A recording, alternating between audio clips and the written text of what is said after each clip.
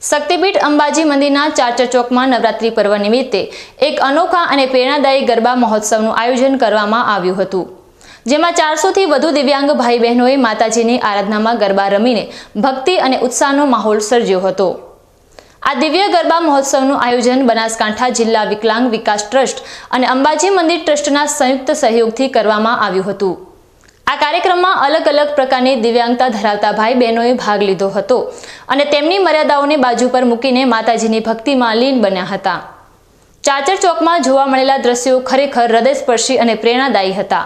કેટલીક બહેનોએ પોતાની શારીરિક મર્યાદાઓ વચ્ચે પણ બેસીને સુંદર તાલબદ્ધ ગરબાની રમઝટ બોલાવી હતી, તો વળી કેટલાક દિવ્યાંગ ભાઈ બહેનોએ લાકડીના ટેકા વડે ગરબા રમીને દ્રઢ મનોબળ અને અદમ્ય ઉત્સાહનો પરિચય આપ્યો હતો।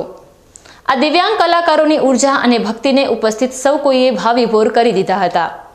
આ ગરબા મહોત્સવ એ વાતનો પુરાવો હતો કે ભક્તિ અને ઉત્સાહ સામે કોઈ મર્યાદા આડી આવતી નથી। આ પ્રેરણાદાયી કાર્યક્રમમાં ડીસાના ધારાસભ્ય પ્રવીણભાઈ માળી પણ વિશેષ રૂપે ઉપસ્થિત રહ્યા હતા। ધારાસભ્યએ આ દિવ્યાંગ ભાઈ બહેનોના અદ્ભુત પ્રદર્શનને બિરદાવ્યું હતું અને તેમના ઉત્સાહને વધાવ્યો હતો।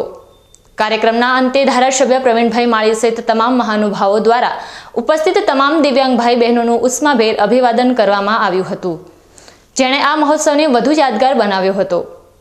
અંબાજીના ચાચર ચોકમાં યોજાયેલા આ દિવ્યાંગ ગરબા મહોત્સવ સમાજ માટે સમાનતા અને સશક્તિકરણનો મજબૂત સંદેશો આપી રહ્યો છે।